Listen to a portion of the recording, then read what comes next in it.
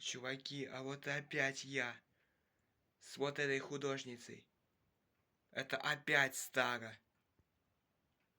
Но на всякий случай я пью ВКонтакте. Ну не просто ВКонтакте, а это лимонад от ВКонтакте, который сделала пятерочка. Сейчас я его на вкус попробую. Ну, даже если живот старый немного потрогать. А ВКонтакте я могу выпить.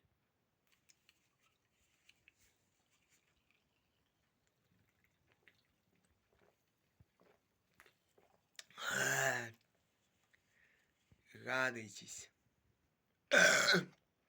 Извиняюсь за отрыжку. Так что поцелуйте старую мою художницу и пейте лимонад от ВКонтакте, лимонад, то есть.